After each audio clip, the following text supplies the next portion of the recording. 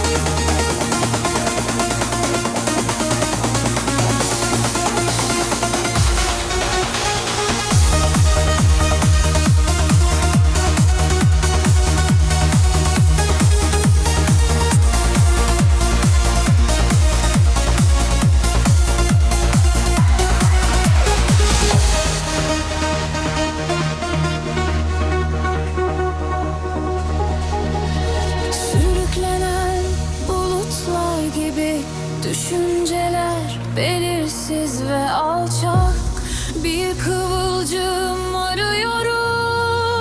Nereye gidiyorum? Şüphelerimin yankıları, yumuşak ve yavaş çığlıklar. Yolumu bulmaya çalışıyorum ama bilmiyorum. Attığım her adım bir labirent gibi geliyor. Bir sisin içinde sıkışmış, sersemlemiş, var halde kaybolmuşum.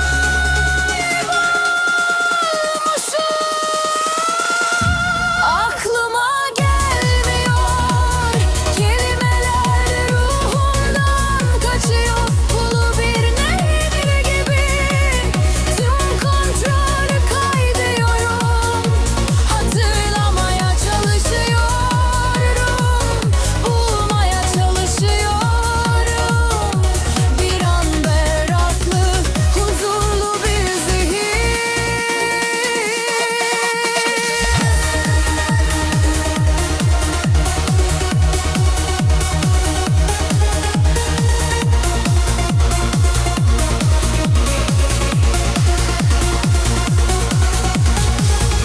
Anılar kayboluyor, gölgeler iç içe geçiyor.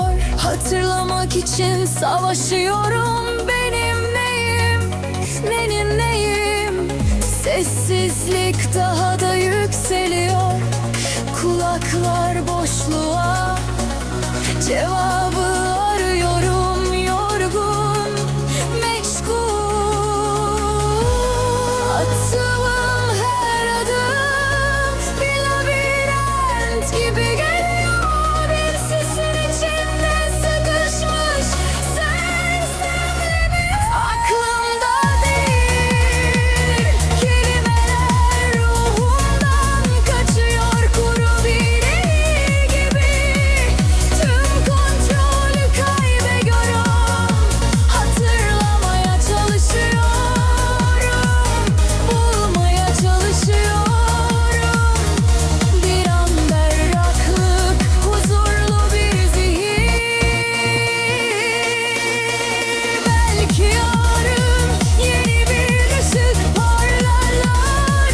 Brainstorm soruyorum, ilahi bir çare.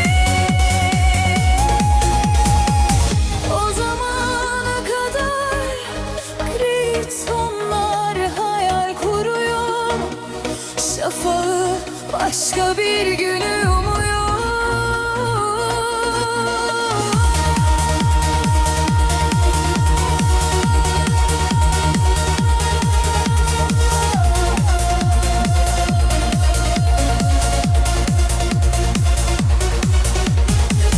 Karanlıkta fısıltılar yavaşça kayboluyor.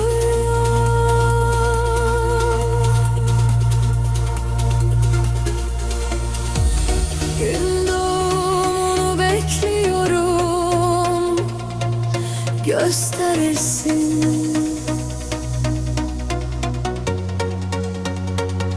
Aklımda değil, bana hayranıyorum.